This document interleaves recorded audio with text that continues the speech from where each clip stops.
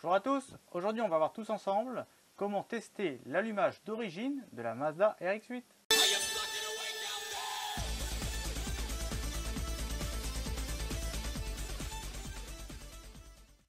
Alors l'allumage de la Mazda RX-8, de par sa conception, il a plusieurs défauts. Il est très compact, en fait Mazda a voulu des bobines très compactes et très légères, très petites, tout est miniaturisé globalement autour du moteur de la Mazda. Et en fait, ces bobines sont posées déjà directement sur le moteur, donc elles ont tendance à chauffer. On peut le voir en dessous, mais ça on verra en fin de vidéo, je vous montrerai. Et puis, elles supportent toutes les vibrations du moteur. Donc en fait, voilà, généralement, elles sont exposées à la chaleur, aux vibrations du moteur, et ça a tendance à les faire claquer assez facilement. Mazda conseille normalement de ne pas les changer. Ils nous disent qu'elles sont faites pour durer toute la vie de la voiture, ce qui est complètement faux. On se rend compte que des bobines sur une Mazda RX-8, généralement, en origine, je parle, tous les 30 000, 40 000 km, c'est bien de jeter un coup d'œil sous le capot parce qu'elles peuvent présenter soit des fêlures, soit des traces de surchauffe, etc. Donc là, j'ai un allumage complet du fait du projet R3 sur la chaîne. Câble d'origine, ou enfin équivalent d'origine, c'est de la marque Magnicor, mais c'est des câbles pour bobines d'origine. 4 bobines d'origine, les 4 vieilles bougies qui étaient dessus. On va prendre notre petit ohmmètre et puis on va vérifier tout ça. Donc pour les câbles de bougie, Mazda nous dit qu'un câble doit avoir une résistance d'entre 1 et 4 ohms. Alors on va commencer, on va prendre le premier. Donc mon petit ohmmètre sur ohm, je prends un embout de chaque côté et celui-ci me donne 2,7. Donc c'est impeccable, on est dans les clous. On peut le remonter sur la voiture, aucun souci. Continue le deuxième. 3, impeccable, on est toujours dedans, entre 1 et 4, donc on est bon.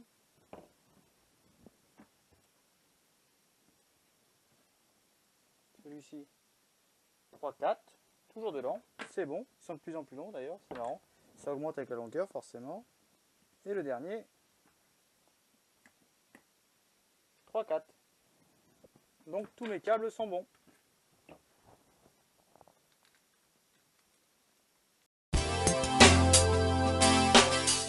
On va maintenant passer aux bobines. Alors les 4 bobines, pareil, ça c'est des bobines d'origine Mazda. Alors, comment on les teste? Toujours pareil sur ohmmètre, on prend la bobine. Bon, moi je la mets à l'envers, voilà. Et je viens tester les 2 premiers pins sur la gauche. Et normalement on a une valeur comprise entre 1,3 et 1,67. Normalement c'est ce qui est recommandé pour avoir des bougies en bon état. Des bobines en bon état, pardon. La première, 1,48, impeccable. La deuxième, hop, 1,45, impeccable. La troisième,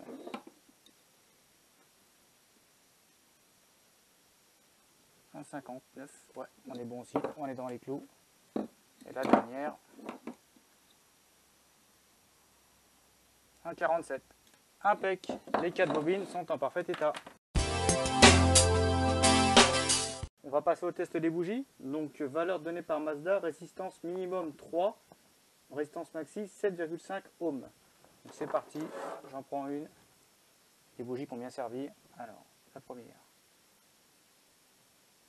4, on est dedans. La deuxième.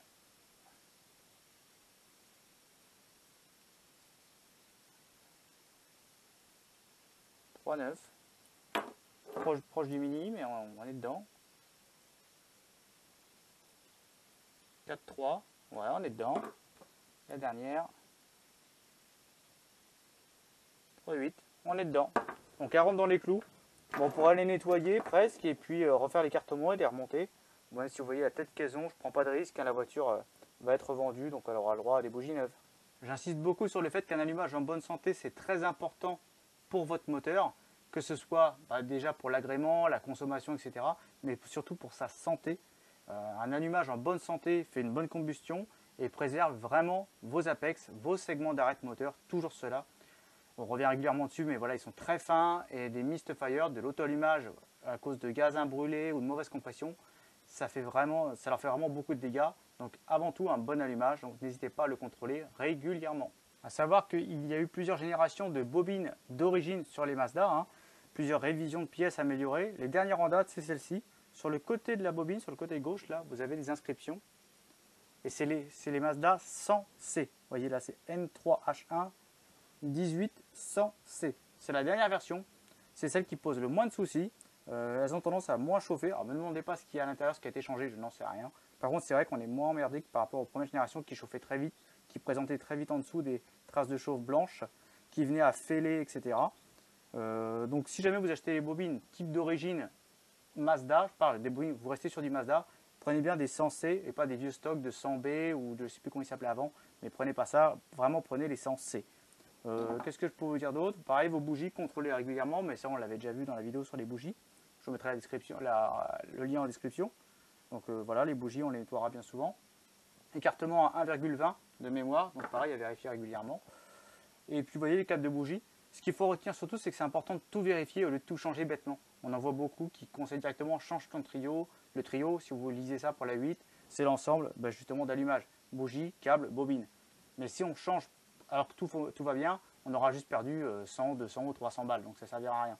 Alors qu'on investit dans un petit ohmmètre, voilà, vous avez les valeurs qui s'inscriront dans la description, pareil. Et puis vous pouvez tout contrôler régulièrement. Et puis si vraiment il y a besoin de changer, vous le saurez. J'espère que la vidéo vous a plu. Et puis je vous dis à bientôt.